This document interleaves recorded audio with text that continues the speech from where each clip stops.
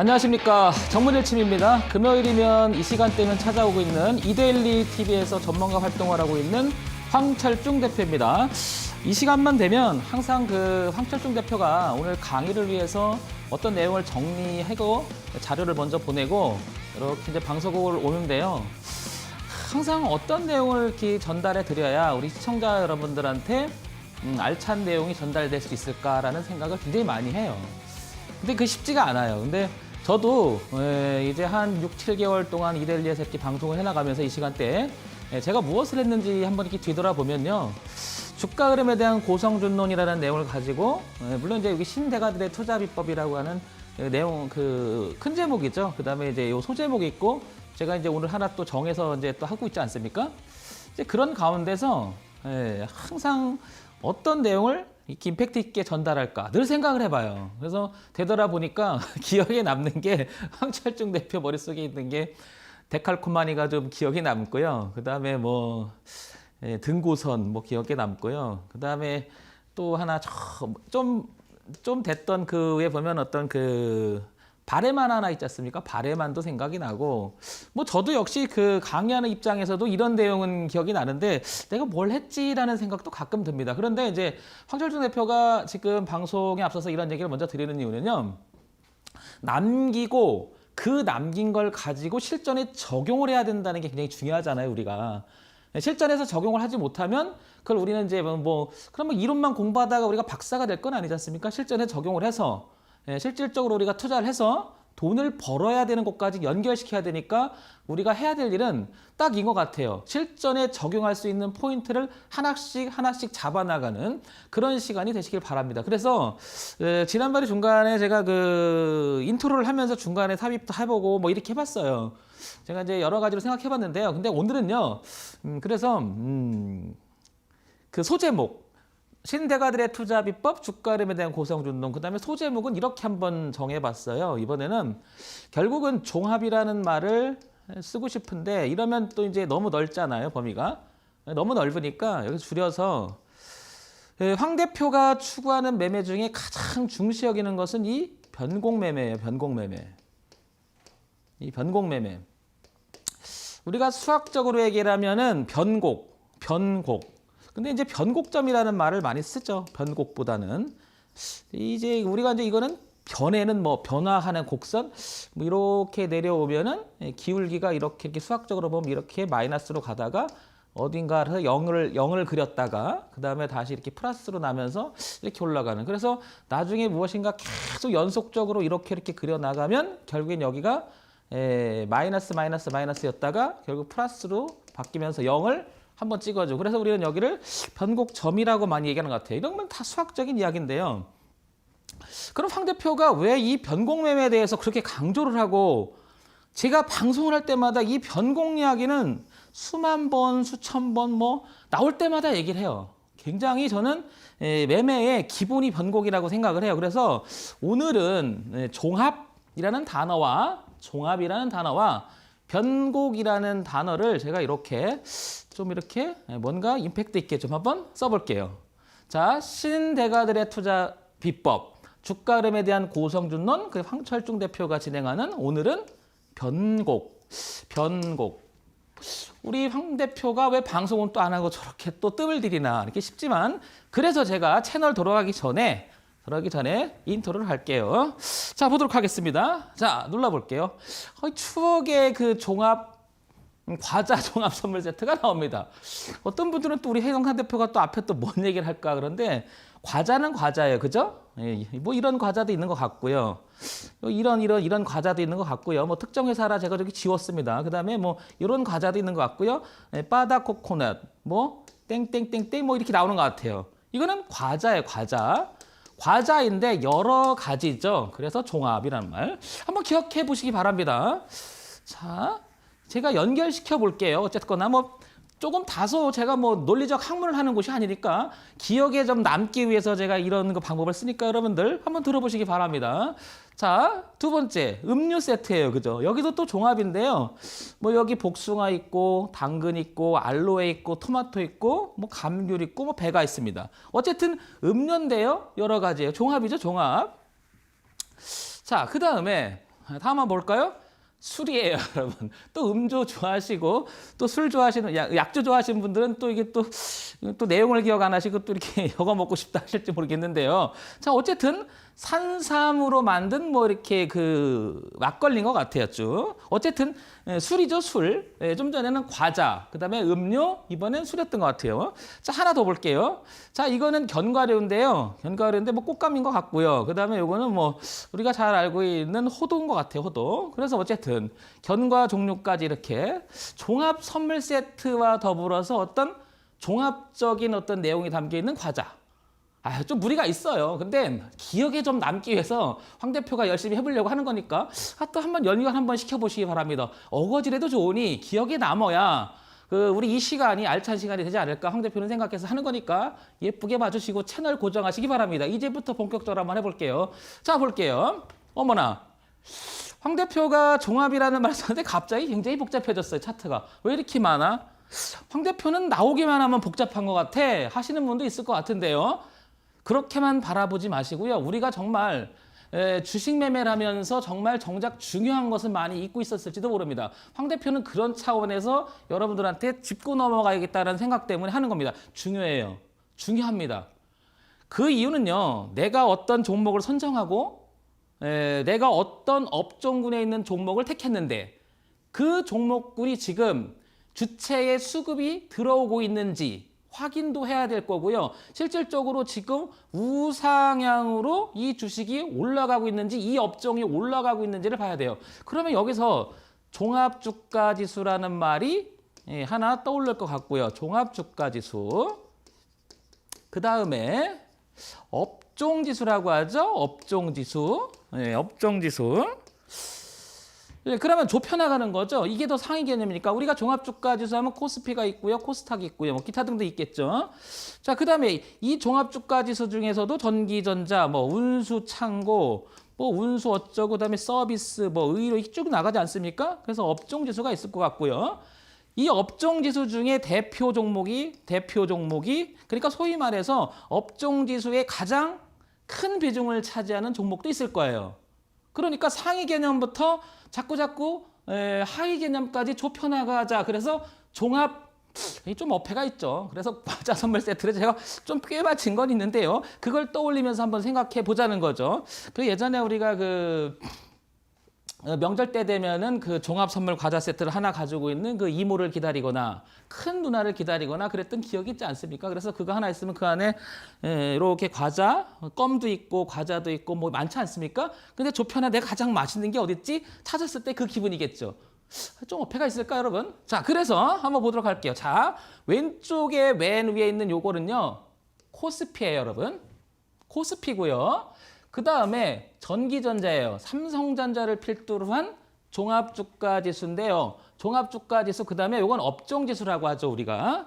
자, 그 다음에 밑으로 쭉 보면요. 건설업, 증권업, 비광물, 비금속광물, 그 다음에 기계, 화학, 철강금속, 유통, 섬유이복, 전기가스업, 의료정밀, 그 다음에 통신업, 금융업, 은행업, 운수장비, 보험, 운수창고, 그 다음에 의약품 서비스업, 음식료업, 종이목재, 그 다음에 제조업지수, 변동성 지수까지인데요. 제가 쭉 읽은 이유가 있습니다. 종합주가지수는 많이들 보시는데요. 업종지수는 잘 안 보시는 분들이 많아요. 왜 업종지수를 안 보냐면요. 종합주가지수야 그냥 전체 오늘 코스피가 올랐니 내렸니를 따지지만 내가 보유하고 있는 종목이 어떤 업종에 있는지는 궁금해하지 않는 게 아니라요. 일반 개인 투자자분들은 그렇게 익숙해지지 않고 있는 거예요. 아마 각종 증권 방송이라든지 텔레비일 때요. 텔레비전을 한번 돌려보세요. 돌려보시면 금일 코스피가 얼마 올랐고 얼마 내렸습니다. 뭐 이렇게 얘기하는데요. 업종지수에 대해서 조금 얘기는 해요. 하지만 구체적으로 얘기하는 건 드문 것 같습니다. 그냥 간략하게 언급하고 넘어가지 모든 사람들의 포커스는 종합주가지수에 가지 업종지수는 잘 안 가는 것 같아요. 자, 그래서 종합 선물 세트라는 말을 제가 한번 갖다 붙여본 거예요. 자, 그러면 여기 보시면 빨간 선을 한번 볼게요. 종합주가지수인 코스피는요. 조금 요 자리 지지하 저항점에 걸쳐있는 듯한 모습이죠. 현재 주가의 모습이. 그런데 볼까요? 의약품을 보게 되면요. 넘어서서 이미 진행을 해서 나가고 있다는 거예요. 그러니까 지금 종합 주가 지수를 가장 강하게 끌어올리는 업종은 의약품이 아닐까라고 한번 생각해 보실 수도 있는 거죠. 그러면 가장 강한 섹터군에 있는 내가 그 종목을 택했을 때 수익 날 확률이 높지 않을까요?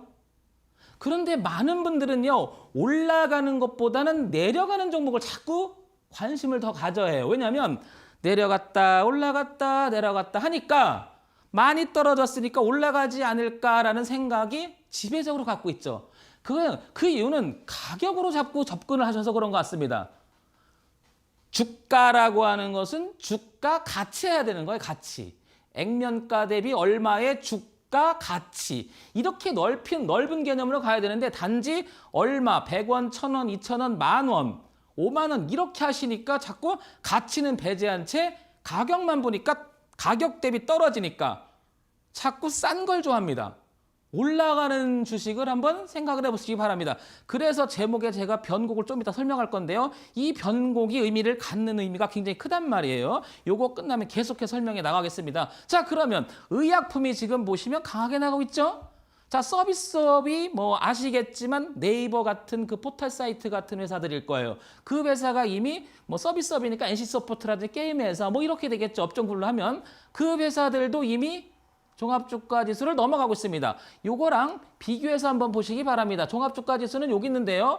업종지수는 먼저 나가고 있다. 의학, 그 다음에 서비스업, 그 다음에 음식료업은 먼저 나가고 있죠. 물론 기타 등등도 있을 것 같은데 제가 이렇게 강한 세 종목을 먼저 이쪽으로 끄집어 왔어요. 그 이유는 제가 이렇게 이쪽에서 강의하기 편하잖아요. 이렇게 하면 좀 버르니까 일일이 갖고 온 거예요, 여러분.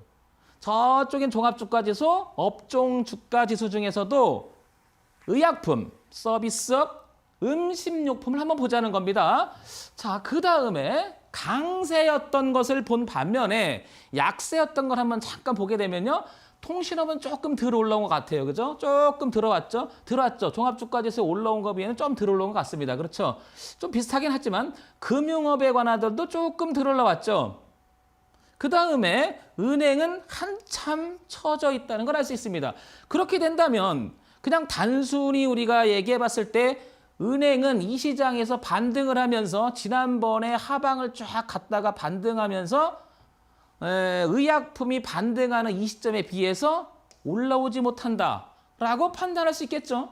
그러니까 내 종목이 도대체 종합주가지수는 가고 있는데 내가 은행 관련주를 갖고 있으니 못 올라간다가 아니고요. 실질적으로 시각화시키면서 내가 가지고 있는 종목이 어느 업종에 있는 정도를 보고 그 업종에서도 내가 가지고 있는 종목이 얼마의 비중을 차지하는가를 보는 것은 대단히 의미가 있지 않을까요, 여러분? 우리가 종합주가지수에 익숙해져 있고요. 종목에는 익숙해져 있는데요. 업종지수는 잘 익숙하지 않은 것 같습니다. 업종지수를 또 봐야 되는 이유가 있죠. 나중에 지금 우리 시장이 강세장으로 이렇게 올라가게 되면요. 아무리 후발대를 가도요. 꺾일 수도 있겠지만요. 은행이라 이렇게 꺾일 수도 있겠지만요. 분위기에 의해서 따라오는 경우도 굉장히 많아요. 그런데 얘가 이제 많이 올라갔다, 종합주가 올라갔다 이렇게 한번 조정을 주거나 꺾이죠. 그러면 얘가 떨어지는 폭이 더 클 수도 많아요. 이유가 있겠죠. 못 올라가는 종목들은요. 이유가 있는 상황이 되게 많습니다. 그러니까 기본적으로 차트를 공부하신 다음에 내용적인 것도 하나씩 찾아나가면요. 너무나도 재밌습니다. HTS는요. 실질적으로 이 안에 들어있는 HTS가 가지고 있는 차트, 그 안에 굉장히 많은 정보가 들어있습니다. 그러니까 우리가 무엇인가 주식 매매람에 있어서 이론 교육을 자꾸 해서 지식으로 받아들일 게 아니고요. 실질적으로 눈에 보이는 걸 가지고 해도 얼마든지 해볼 만한 게 주식 매매예요. 일반 투자자 여러분들은 이렇게 접근하는 경우가 너무나 드뭅니다. 지난 시간에도 말씀드렸지만 무엇인가 스마트폰 시대에 와서 쉽게 매매하고 쉽게 접근하려고 하는 그런 시대가 너무나도 팽배해 있는 것 같아요. 조금만 내가 신경을 써서 공부도 좀 하고 HTS를 다루는 법도 좀 배우고 그런다면 실력이 늘지 않을까 생각됩니다. 자, 다음 가볼게요. 아이고, 여긴 더 복잡합니다. 더 복잡합니다. 그렇죠. 다시 한번 가볼까요? 앞에는 코스피 쪽이고요. 뒤쪽은 코스닥 쪽입니다. 그래서 딱 해놨는데요. 제가 뭐 다른 거 이제 다 안 부르고요. 강한 종목을 한번 보겠습니다. 어떤 종목이 강하냐면요. 제약업종이 실질적으로 많이 올라가는데 지수를 보세요. 고가가 낮아지는 그림이 있다가 여기 이제 넘어가는 그림이 보이지 않습니까? 자, 요게 코스닥이에요. 코스닥 지수예요. 좀 많이 비슷하죠. 그런데 요렇게 전부 다 걸려 있는데 좀 강한 종목들은 제가 조금 이렇게 빨간색으로 좀 칠해놔 봤습니다. 이렇게. 여러분들 나중에 복습하시면서 다시 보기 하시면서 구체적으로 천천히 한번 업종 지수가 어떤 거 있는지 여러분들 한번 살펴보시기 바랍니다. 그다음에 여기 의료 종목 기기도 조금 올라와 있고요. 여기는 특이한 종목들이 있어요. 여기 통신 장비라든지 그다음에 일반 어디 있죠? 하나가 있는데 여기 하나가 있는데 제가 눈이 안 보여서 반사가 돼서요. 자, 여기 종이 목재 표시가 돼 있죠? 코스피 종합 주가 지수하고는 모양이 사뭇 다르다라는 걸 알 수 있죠. 한번 봐보세요. 비교해서 보시면 모양새가 많이 다르죠? 그러면 이런 군에 속해 있는 내가 만약에 이런 군에 내가 지금 매매를 하고 있다라고 하면 특징이라는 거죠. 그러면 이유가 있을 거예요. 그 이유를 이제 분석을 하고 공부할 수 있는 능력, 즉 차트를 가지고 거꾸로 그걸 다 공부하기는 어렵죠. 그러니까 이렇게 한눈에 들어오는 게 있지 않습니까? 그럼 왜 따로 노는지, 어떤 종목은 왜 선행해서 빨리 가는지, 어떤 종목은 뒤처지고 있는지 우리가 공부하기가 수월하지 않을까요? 그냥 막연하게 공부하게 되면요. 구체성이 떨어지면 여러분 굉장히 힘들어질 거예요. 그러니까 황 대표가 오늘 종합 선물 세트라고 하는 인트로를 가지고 얘기를 드렸는데 이 종합 선물 세트 안에는 알짜배기가 있어요. 소위 말해서 맛있는 과자가 있겠죠. 그 과자를 먹는 게 어떨까요? 물론 좀 어폐가 있는 게 시기에는 그렇지만 한번 그런 걸 떠올려서 한번 생각해 보신다면 코스피, 코스닥 종합주가 안에서도 업종지수가 있고 그 업종지수 안에 어떤 종목이 있는지 한번 살펴보는. 그러니까 큰 데서 점점 작은 데로 내려오면서 살펴보는 거 어떨까요? 황 대표가 지난 시간까지 계속해서 강의했던 것은 연봉, 월봉, 주봉, 일봉, 그 다음에 분봉을 보면서 굉장히 어떻게 돼요? 만환경 갔다가 땡겨갖고 현미경으로 봤다가 세부적으로 하여튼 분석경인지 뭔지 이렇게 봤다가 내시경도 봤다가 온갖 도구를 다 동해서 보죠. 그러면 이제는요 멀리 떨어져서 어디 가면 좋은 게 있을까를 한번 생각해 보는 거예요. 이제는 자 이렇게 됨으로써 큰 그림에서 어떤 업종이 괜찮은가를 볼 수 있고요. 그 업종 가운데서 내가 이런 종목을 보는데 이 종목들이 어떤 내용을 가지고 있는지 그러면 지금까지 황 대표가 얘기했던 하나의 동시에 함께 보라라고 했던 말 기억나시죠? 동시에 함께 한 번에 봐라. 연봉, 월봉, 주봉, 일봉, 분봉 함께 봐라. 그러니까 어떻게 돼? 이제 굉장히 왔다 갔다 하는 거예요. 막 찾아내서 그 종목을 집중적으로 보는 거죠. 어떻습니까, 여러분? 그래야 효율성 있고 내용이 내가 한눈에 들어오고 내가 어느 종목에 투자해야겠다라고 하는 기본적인 생각이 들겠죠. 그냥 대표님, 전문가 의존해서요. 전문가님, 이 종목 어때요? 이렇게 하시면 여러분 실력이 안 됩니다. 여러분 반드시 공부하셔서 본인 걸로 만드셔야 지속적인 수익과 내 계좌를 지킬 수 있는 거지 의존해서는 안 됩니다, 여러분. 의존한다는 것은 무슨 말이냐면요. 실질적으로 올라간다라는 생각이 들어도 전문가가 팔아 그러면 팔게 돼 있죠. 반대로 떨어지고 있는데 우리 손절합시다 그래도 못 잘라요. 내가 결정해야 됩니다. 조언은 얻을 수 있겠지만 결정적인 것은 내가 알아야 된다는 거죠. 그래서 이 시간을 통해서 황철중 대표가 진행하는 신대가들의 투자 비법, 주가 흐름에 대한 고성준론 계속 얘기하지 않습니까? 좀 관심을 갖고 공부 열심히 하시기 바랍니다. 그러면 좋은 날이 올 거예요, 분명히. 자, 그럼 다음 그림 한번 넘어갈까요? 자, 코스피, 코스닥, 이제 업종지수를 봤죠? 그 가운데서도 시장 지도라고 하는 HTS를 찾아보시면요. 이렇게 나옵니다. K증권사 기준으로 여기 나오죠. 그런데 여기 보시면요. 시장 지도라고 하는 걸 보시고 여기 보면 비율 분할 보기라는 게 있어요. 그 얘기는 무슨 얘기냐면요. 전기전자는요. 여기 보세요. 33.28%를 차지하는 거예요. 우리나라 종합 코스피 지수가 100이라고 하면 전기전자가 33%를 차지하는 거예요. 삼성전자가 비중이 차지하는 비중이 높으니까 그럴 수밖에 없겠죠. 그 다음에 금융업이 대한민국에서 두 번째 12% 정도 차지하고요. 서비스업 자 10% 차지합니다. 요 서비스업에서 뭐 네이버라든지 포털 사이트에 있는 아까 인시소프라든지 그런 거겠죠. 그 다음에 화학 있죠. 그 다음에 의약품 이렇게 있습니다. 그런데 아까 보신 의약품이 좀 먼저 나갔었죠. 이렇게. 예, 요렇게 보는 것들 중에 그렇죠. 예, 그래서 의약품이 차지하는 비중이 6.88%입니다. 자, 이렇게 세부적으로 접근해 가면서 자꾸 한번 봐보는 거예요. 아, 그러면 전체의 의약품이 차지하는 비중이 얼마? 6.8% 차니까 그렇게 큰 건 아니겠죠. 그러니까 코스피 종합주가지수가 의약품이 나갔다 하더라도 별로 우리가 소위 말해서 티가 별로 안 나는 거예요.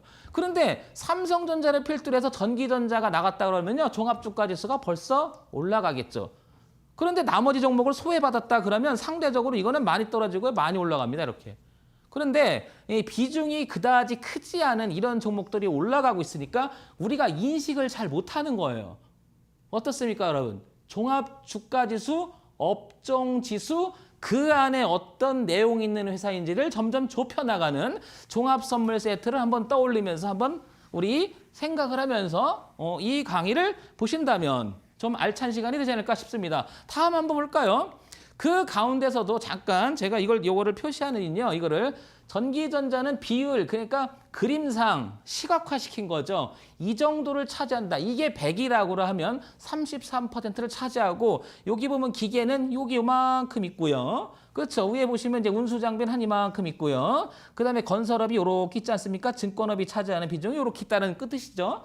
자, 그런데 이렇게 되면 여기 밑에 있는 여기 한눈에 잘 안 들어오죠. 이렇게 붙어 있는 거. 그래서 참 HTS는요. 너무나도 많은 정보를 주고요. 우리가 불편한 사항을 많이 깔끔하게 인식해 주는 게 굉장히 많아요. 그래서 여기 보세요. 균등 분할 보기라는 게 있죠. 그래서 한번 눌러볼까요? 눌러보면 보세요. 그냥 전기전자도 다 그렇고요. 다 그냥 균등하게 쪼개놓은 거예요. 그 안에 이렇게 색깔들이 있죠. 그래서 요 종목이 강세였다. 요 종목이 강세였다. 그러니까 의약품 중에서도 이 종목이 강세였다. 금융업 중에도 이 종목이 강세였다. 이렇게 되는 거예요. 그러면 이게 이제 어제 그러니까 제가 녹화 방송 하기 전에 자료를 만들어야 되니까 어제 하루 전에 만든 건데요. 전기전자, 금융업, 서비스업이 이렇게 빨간불로 들어왔죠. 기타 등등 몇 개 좀 빨간불이 있는데 여기 보세요. 은행이 어제는 좀 많이 올라왔던 것 같아요. 소외됐던 종목이니까 나중에 반등을 좀 했던 것 같죠.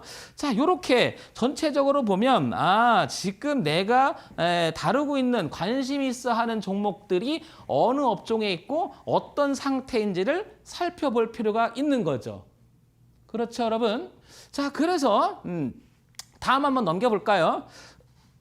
자, 이 한진칼이 보이죠, 여기에. 그런데 한진칼은요, 뭐죠? 운수 장비에 속하는가? 그렇지, 한번 볼게요. 여기 보시면 운수 창고 쪽에 속할 겁니다. 장비면 자동차 그쪽이니까 이 한진칼이 이렇게 되죠. 운수 창고 중에도 이걸 누르면 이제 이렇게 들어가죠.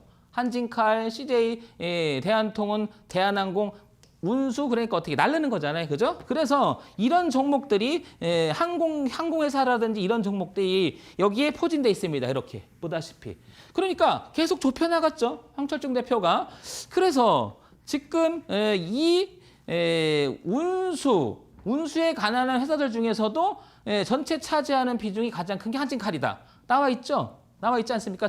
그래서 쭉 보면 어떤 회사가 여기 나중에 누르면요. 나중에 이제 개별 종목으로 또 들어가는 거예요. 한진칼, 현대글로비스, CJ 대한통운, 대한항공, 페논션, HMM 이렇게 있는데 제가 이 종목을 좀 관심 있게 많이 봤고요.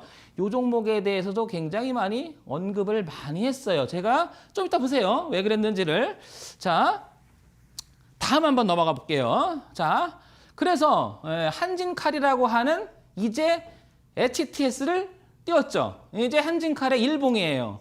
그러니까 다시 한번 뒤로 가볼까요? 뒤로 쭉 가보면 처음부터 가보면 여기 이제 종합 선물 세트를 갖고요. 자, 다시 한번 데려갈게요. 자, 코스피, 그죠? 그 다음에 코스타, 그 다음에 업종 지수, 전기전자를 필두로 해서 운수 장비까지 쭉 나오죠. 보험업까지, 뭐 은행업까지. 그 다음에 하나 더 들어가서 이제 그 중에서도 종목이 이제 들어가죠. 그렇죠, 여러분? 자, 이제 한진칼을 여기까지 왔습니다. 이제 어떻습니까, 여러분? 이제 종목까지 왔죠. 자, 그러면 여기 보시면 이게 운수창고예요. 여기 보이시죠? 운수창고 업종지수예요. 그러면 한진칼이 운수장비에서 여기서 보시면 가장 비중을 많이 차지합니다. 24.19%를 차지하죠. 자, 이 종목이 과연 업종 지수를 같이 같은 방향과 같은 힘의 방향과 같은 주체들이 한번 가고 있는지 한번 봐볼까요? 자, 보시면 여기 보면 지난 2019년 여기 2월 달이 된 것 같아요. 그렇죠? 요거는 2019년이 아니고요. 요게 3월, 4월, 2월이니까 2020년이 될 거예요. 아마 저거 화면상 그런데요. 자, 지난번에 이렇게 한번 제가 표시해놨죠? 한진칼이 반등한 시점을 한번 보게 되면요. 그 다음에 3월 달 종합주가지수가 가장 저점이었을 때 이 지점이죠. 그때 반등을 했는데요. 그 전에 보세요. 외국인들이 굉장히 많이 샀다가 내려와더라도 그냥 가만히 있었고요. 올라오니까 지금까지 유지가 되면서 조금 지금 파는 쪽으로 가고 있죠. 이게 한진칼의 모습이에요. 자, 그러는 동안 여기 운수 창고는 어땠는지 보시면요. 외국인들이 좀 많이 샀죠. 이렇게 종합적으로 표시하는 거예요. 외국인들은 이 종목에 대해서 이 업종에 대해서 관심이 있었던 시점이 지난 저점에서부터 시작됐다고 보실 수 있겠죠. 그러니까 반등이 시작되면서 끌어올린 주체를 보니까 사기도 하고 좀 팔기도 했지만 최근 들어서 좀 사는 모습이 나오죠. 여기 들어와서는 또 그쵸. 그래서 머리를 이렇게 또 들고 있죠. 한번 사볼까? 이렇게 머리를 들고 있죠. 그 시점이 보시면 한진칼도 같이 들어왔던 것 같아요. 비중 있는 종목이니까요. 관심이 갈 수밖에 없는 거예요. 우리가 이런 종목을 대장주, 업종을 주도주 이렇게 얘기를 하는 것들이거든요. 근데 우리가 실질적으로 말만 대장주, 주도주 이렇게 얘기를 했지 어떻게 가시화시키고 시장에서 어떻게 움직이고 있는지는 잘 구체성 있게 보지 못했던 것 같죠? 한번 관심 있게 보시고 황 대표가 얘기하는 부분을 공부해 보시기 바랍니다. 그러면 도움이 되지 않을까 싶습니다. 자, 그런 뜻에서 이렇게 차트를 보시면 이제 이렇게 흘러가는 게 보이겠죠? 그렇게 보면 균등분할 한진칼이 여기 있고요. 그 다음에 차지하는 비중이 이렇게 보이죠? 그러니까 황 대표가 굉장히 여러 번 강의에서 많이 드렸죠? 말씀드린 게 뭐예요? 가시화. 내 눈에 잘 보일 수 있고 판단할 수 있는 무엇인가 HTS를 구성하는 것도 굉장히 중요하다는 거죠. 그러면 한진칼의 위치를 알 수 있는 거죠. 아, 내가 지금 한진칼에 관심이 있는데 운수 창고에서는 가장 비중이 높은데 외국인들이 지난번에 관심 있고 지금 이번에도 기관들이 좀 집중적으로 많이 들어오고 있구나. 그러면 거기에 따라서 우리 한진칼은 어떨까라고 내가 관심 있는 한진칼이 종목이라면 이 종목도 그런가 봤더니 한번 보시면 뭐 그다지 큰 관심은 아니더라도 어쨌든 기관들이 소폭이나마 사고 있다라는 게 눈에 보입니다. 이렇게 그죠? 그러니까 가시화시키고 판단할 수 있는 근거들이 HTS는 굉장히 많고 차트 곳곳에서는 많이 숨어 있습니다. 관심 가지시고요. 우리 종합 선물 세트를 떠올리면서 한번 단순히 그냥 업종만 보지 말고 단순히 종목만 보지 말고 코스피만 볼 게 아니라 코스피 업종지수 그 다음에 내가 관심 있는 종목이 어디에 있을까? 그 다음에 주체들은 어떻게 움직일까? 한번 눈으로 확인하신다면 더 구체성 있는 판단이 되지 않을까 싶은 거죠. 자, 그 다음에 한번 넘어가도록 할까요? 다음 종목을 보면요. 자, 그래서 황 대표가요. 운수 창고 중에도 HMM이라는 회사를 제가 여러 번 강조를 했던 이유를 설명드려 볼게요. 왜 그랬냐면 보세요.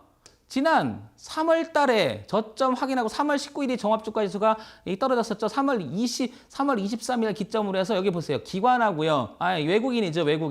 외국인이 지금까지 계속 삽니다. 이 종목 어떠세요? 보시면 확 느끼는 게 있죠. 그래서 이 주가를 끌어올린 게 외국인이었음을 한눈에 알 수 있죠. 여러분 이거 특별히 비법이 있는 게 아니에요. 기법 있는 게 아니고요. 비법 있는 게 아니고요. 어떤 분들은 뭐 이런 거를 창조했다라는 말을 쓰기도 하고 뭐 발견했다라는 말을 쓰기도 하는데요. HT에 다 있어요, 여러분. 특별한 기법으로 주식 매매를 하는 게 아니에요. 얼마나 많이 정리가 잘 돼 있고요. 정말 우리나라 HTS 정말 잘 돼 있어요. 그런데 이걸 확인하는 과정 속에서 너무나 방대하다 보니까 안 하는 분들이 굉장히 많죠. 그래서 황 대표가 한번 준비한 내용이에요, 오늘. 아마 이것도 많은 분들이 시청을 하고 계신다면은, 저런 게 있었네 하고 생각하시는 분들 꽤 많을 거예요. 근데 도대체가 이게 어디 있고 못 찾는 분이 또 되게 많죠.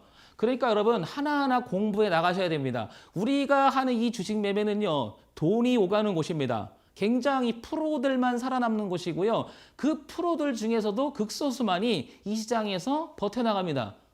굉장히 방대한 양을 공부하는 건 사실입니다. HTS 하나만 보시더라도요. 여기 눌러보시면요. 여기 뭔가 쫙 떠요. 뭐 차트를 만드는 것부터 쫙 뜨고요. 여기 안에요. 여기 외국인에 관한 거, 기관에 관한 거, 개인에 관한 거. 그런데 여러분 이렇게 차트를 정리하는 게 어려우시죠? 그러니까 황 대표랑 같이 한번 공부해 보시기 바랍니다. 이런 걸 제가 하나하나 다 가르쳐 드립니다. 기본이에요, 기본. 우리는 기본을 너무 망각하니까 기본이 안 되니까 실전에서 힘들어할 수밖에 없는 거 아닐까 싶습니다. 자, 한눈에 봐도요. 저점 대비해서 끌어올리고 계속 올린 게 외국인이었고 주가 흐름 어떻습니까? 끊임없이 올라가고 있지 않습니까? 그랬더니 여기도 보시면 이게 운수창고 업종지수지 않습니까? 여기도 보면요. 꾸준히 사는 모습이 보입니다. 조금이나마. 아마 얘들이 사니까 업종지수도 조금 사는 모습으로 나온 것 같지 않습니까? 왜? 영향을 받는 거거든요. 다 이렇게. 저걸 다 모아놓은 거니까요. 아까 한진칼, 그 다음에 HMM 여러 가지 뭐 대한항공부터 해서 다 모아서 이게 표시가 되는 거니까 여러분.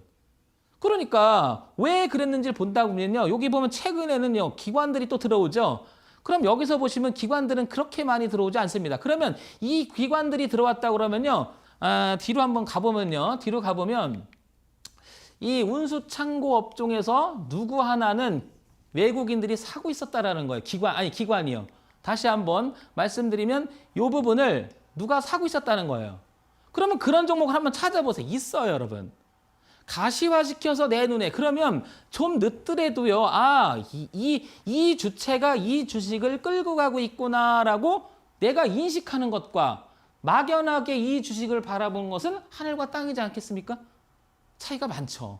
주식을 바라보는 시각을 구체화시킬 필요가 있고요. HTS를 통해서 차트 속에서 우리는 많은 정보를 취할 수 있다. 이거 하나만 배워도 공부해볼 만한 거예요, 여러분.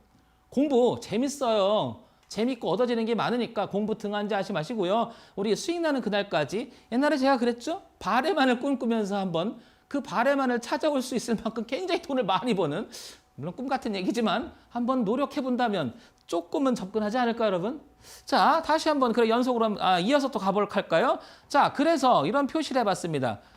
그런데 여기 하나 제가 더 추가를 했죠?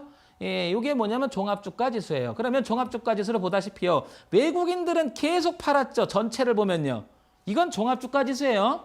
외국인들은 시간만 하면 지금 이 시간에도 계속 파는 쪽이에요. 그런데요. 여기 보세요. HMM은요. 팔아도요. 얘는 시간만 나면 계속 삽니다. 이 종목은. 얼마나 좋으면 그렇겠습니까?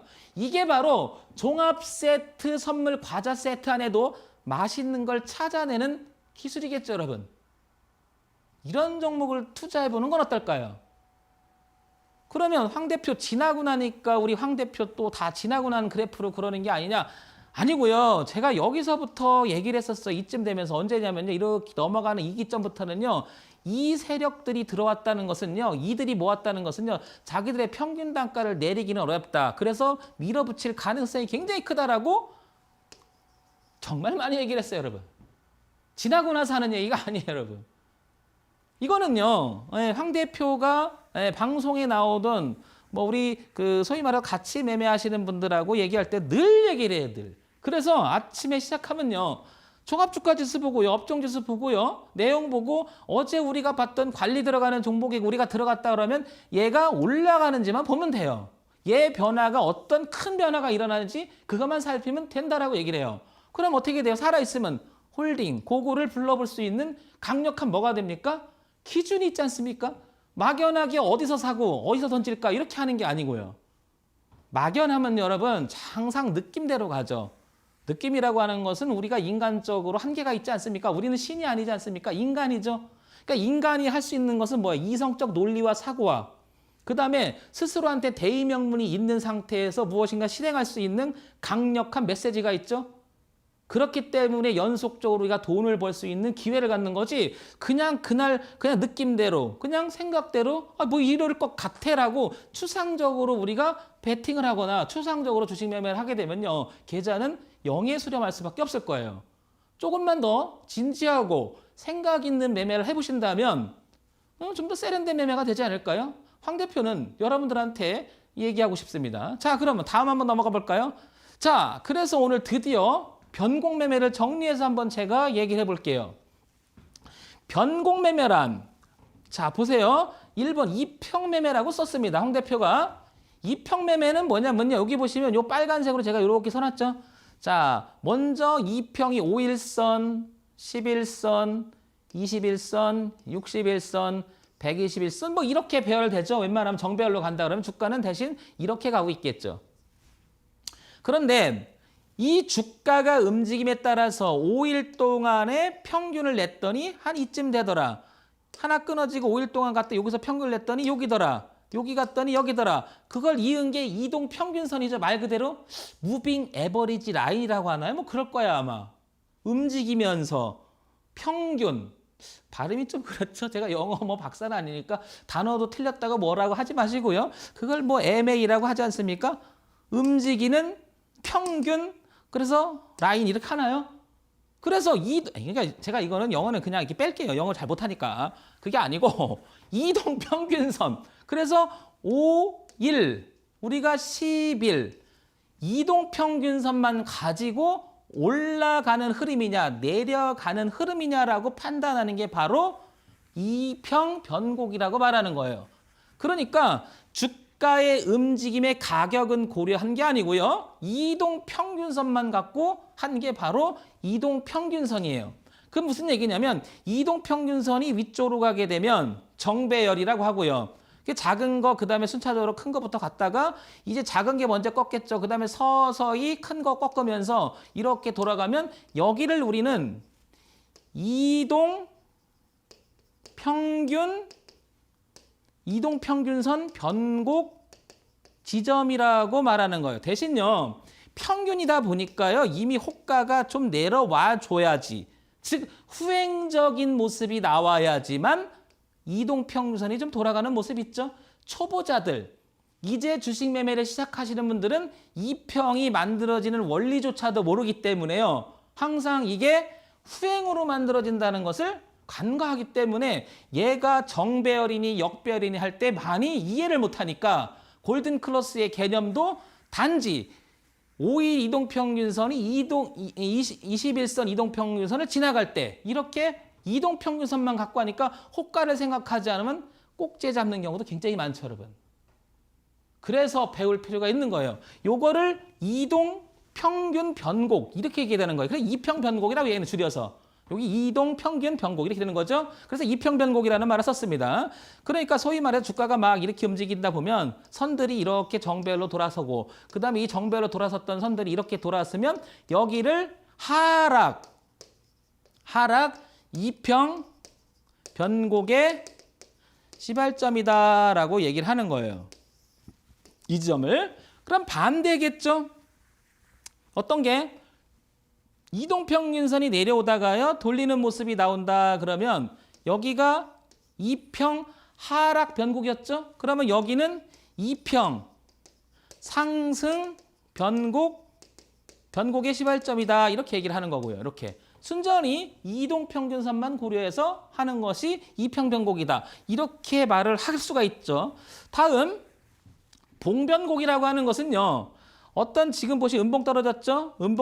그리고 양봉 났죠? 음봉 떨어졌는데 이렇게 추세선이 생기죠?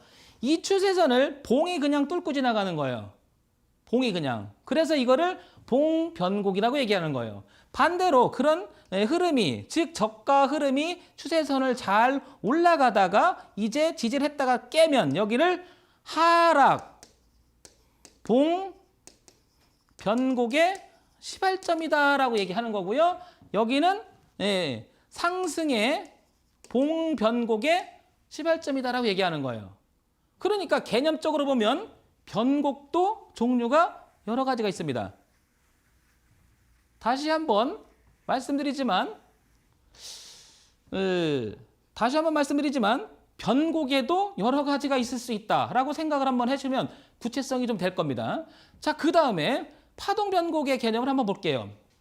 황 대표가 그동안 신대가들의 투자 기법을 얘기를 하면서 신대가들의 투자 비법을 얘기하고 주가 흐름에 대한 고성준론을 얘기할 때 파동 변곡에 대해서 굉장히 중점적으로 얘기합니다. 이 부분이 여러분들한테 굉장히 중요하니까 지금 이 시간에요. 이거 하나만 잘 공부하시면 정말 도움이 될 거예요. 황 대표가 물론 채널이 많이 돌아갈 수도 있는 시간인데요. 거의 지금 후반부에 들어가지만 이 대목은 정말 중요하니까 반드시 한번 공부해 보시기 바랍니다. 자, 파동 변곡 한번 보도록 할게요. 자, 보세요. 주가가요. 내려오죠? 음봉 떨어지고 음봉 떨어지죠? 그러면 이렇게 추세선이 생기겠죠? 그리고 나서 봉이 올라가면 여기 봉 변곡이 생기겠죠? 봉 변곡이라고 좀 전에 이제 우리가 공부를 했죠? 그 다음에 일정하게 올라갔다 다시 이 고점을 좀 낮춰지는 지점에서 다시 조정을 받고 그리고 나서 다시 반등을 합니다. 그러면 이쯤 되면 이 고가도 확인이 되고 이 고가도 확인이 되고 이 저가도 확인이 되는데 다시 양봉이 나고 움직이죠. 이렇게. 그러면서 저점이 높아지고 있죠. 고가가 낮아지던 흐름이 자연스럽게 저가를 높이면서 무엇인가 변하고 있죠. 그렇죠. 그래서 여기를 파동을 치면서 내려오던 주가의 흐름을 바꿔가는 모습을 갖출 때 파동 변곡 영역에 들어간다라고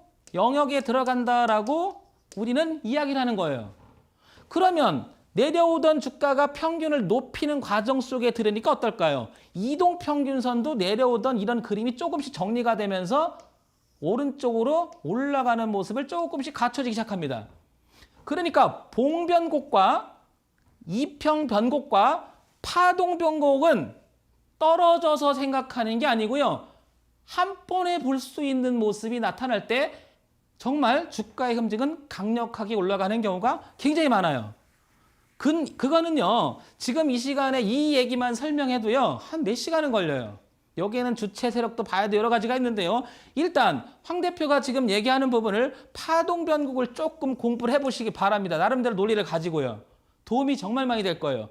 그리고 나서 수렴하는 과정 속에서 누가 여기서부터 돌리기 시작했죠? 그럼 여기까지 과정을 한번 본다면요.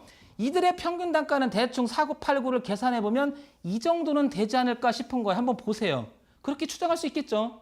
물론 여기가 거래가 많고 여기가 거래가 없고 여기가 거래가 많으면 평균 추정치는 밑에 쪽에 더 가깝겠죠. 그렇지만 그게 중요한 게 아니고요. 이 근방에서 형성돼 있을 확률이 되게 높은 거죠. 이게 바로 이동평균값을 주체가 가지고 있다면 누가 주체가 사는 모습이 나온다 그러면 추정해 볼 수 있는 근거가 됩니다. 그러면서 이평의 머리를 들고 봉의 머리를 들을 때는요. 가려고 하는 메시지가 굉장히 강해지는 거예요. 차트를 굉장히 많이 한번 돌려보세요. 그래서 황 대표가 지난 시간에도 싸졌다가 비싸질 때를 주목해보자라고 그랬죠. 그래서 싸졌다가 비싸질 때 주목해보자. 죄송하게도 이 싸비라고 하는 그 필명을 쓰고 계시는 분이 있더라고요. 그래서 제가 그분한테 정말 죄송하다는 말을 쓰고 싶습니다. 그분이 또 이 내용을 갖고 썼다면 제가 또 컨닝한 격이 되니까 그건 아니었고요. 저도 몰랐는데 어떤 분이 얘기해 주시더라고요. 그래서 주가가 싸지다가 비싸질 때 주목해보자. 그래서 추세 저항선을 돌파하고 여기 저점이 높아지고 고점이 낮아지고 의미 있는 지점에서 지지 확인 후 반등하고 연, 월, 주, 일, 분에서 의미 있는 지지가 있고 지지와 저항, 기타 등등 메인 주체가 등장해 본다면 이 파동 변곡이라고 하는 것은 생각보다 여러분 굉장히 의미가 크다라는 거예요. 그러니까 코스피, 업종, 종목, 그 다음에 세부적으로 들어왔죠. 종합 선물 세트 중에서도 초코볼 있지 않습니까? 황 대표가 초코볼을 되게 좋아해요. 그 안에 맛있는 초코가 들어있는 거예요. 초코도 어떤 초코냐가 좀 다르겠죠. 그게 바로 어떤 초코냐겠죠. 그래서 종합 선물 세트를 한 거예요, 제가. 자, 봅니다. 그래서 정리를 해보면 자, 가볼게요. 정리해볼게요.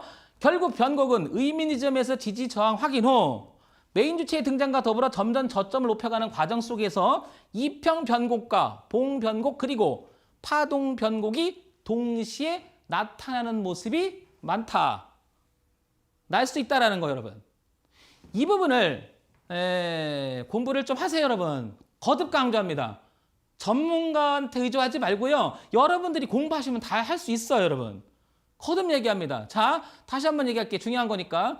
변곡매매란 이평 변곡과 봉 변곡과 파동 변곡이 동시에 동반해서 나타날 때 주가는 지지했다. 그리고 상승으로 돌릴 수 있는 강력한 힘이 생겼다. 라고 한번 정리해보면 종합주가지 업종지수 그 어느 가운데 속에 찾아낼 수 있다는 거죠. 그래 이런 데서요. 이런 데서 한번 베팅해보세요. 이거.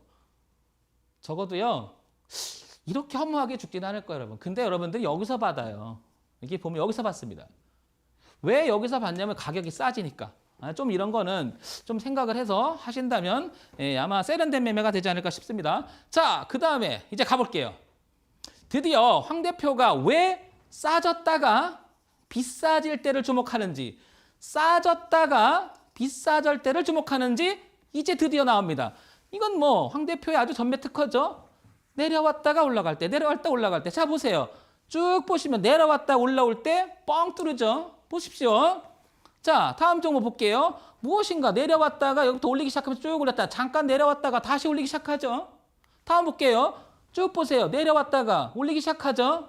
그러다가 또 올랐다 내려왔다 다시 올리기 시작하는 이 점 변곡을 보세요. 다음 종목 볼게요. 내려왔죠. 올라가죠. 내려왔죠. 올라갔죠. 내려와죠. 전체적으로는 다 올라가는 그림이에요. 항상.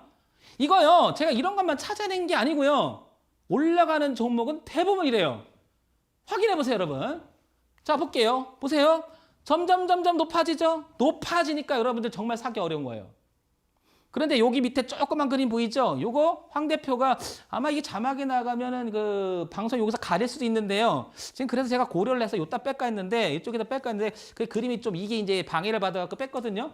나중에 녹화 방송을 보시면 이 그림 잘 보일 거예요. 이 그림도 중요한데요. 그런 의미가 포함된 게 여기 보시면 요게 형광색이에요. 이게 올라가는 그림을 만들려고 제가 저렇게 만들어 놓은 겁니다. 자, 볼까요? 자, 두 보세요. 보세요. 내려오다가 높아지죠? 바로 이 포인트죠? 그렇죠? 자, 다음 종목 볼까요? 내려오다가 올라가죠? 자, 보세요. 내려오다가 올라가죠? 내려오다 올라가죠? 즉, 내려오다 고점이 낮아지다 저점을 높이는 변곡. 다음 볼게요. 쭉 올라가다가 여기도 올라갔다 내려다 바뀌죠? 자, 볼게요. 또 쭉 올라가다 내려오다 여기서 바뀌죠? 자, 보세요. 쭉 올라다 내려다 바뀌고 파동 변곡을 한번 잘 보세요. 싸지다가 비싸질 때, 싸지다가 비싸질 때 한번 주목해 보세요. 굉장히 많아요. 자, 보세요. 올라가죠. 싸지다가 비싸지죠. 또 볼까요? 자, 보세요. 내리다가 싸지다가 비싸지는 포인트. 자, 보세요. 쭉 이 종목 계속 올라가죠. 그러나 이 틈에도 좀 싸지다가 모아서 올라가, 모아서 올라가. 굉장히 많아요. 그래서 변곡 매매는 굉장히 중요한 거예요. 왜냐? 누가 산다라는 개념은요. 굉장히 중요하지 않을까, 여러분? 다시 한번 볼까요? 자, 보세요. 싸지다 올라가죠. 싸지다 올라가죠? 싸지다 올라가죠? 싸지다 올라가죠? 싸지다 올라가죠? 또 싸지다 올라가죠? 이런 종목들은 제가요. 우리 이번 주에 제가 많이 추천드렸었어요. 계속 이런 종목들은 관심 갖자 그러고. 자, 보세요. 싸지다가 올라가고요. 싸지다가 올라가고요. 싸지다가 올라가죠. 그래서 이번 주에 제가 얘기 드렸던 종목이 이 안에 상당히 많이 들어가 있어요. 자, 싸지다가 올라가죠. 보세요. 싸지다가 올라가. 제가 뭐 일부러 만드는 그림 같으죠? 아니에요, 여러분. 자, 보세요. 싸지다가요. 싸지다가 내려갈 때도 있어요. 그러나 싸지다가 내려갈 때 사는 게 아니고요. 변곡을 칠 때 이 지점을 중점점으로 보면요. 일단 올라가는 경우가 굉장히 많다라는 거예요. 보세요. 싸지다가 수렴했다가 싸지다가 이제 넘어가죠. 이렇게. 요 자리도 그렇고 요 자리도 그렇습니다. 자, 다시 한번 볼까요? 자, 싸지다가 비싸지다. 싸지다 비싸지다. 황 대표가 너무 아쉽습니다. 시간이 없어서. 자, 여러분. 오늘도 여러분들을 위해서 제가 열심히 준비했는데요. 다음에도 건강 우리 잘 챙기고요. 황 대표랑 공부 열심히 해서 개미들도 수익 나는 그날이 빡빡 왔으면 좋겠습니다, 여러분. 자, 다음에 뵙도록 하겠습니다. 황철중 대표였습니다. 감사합니다.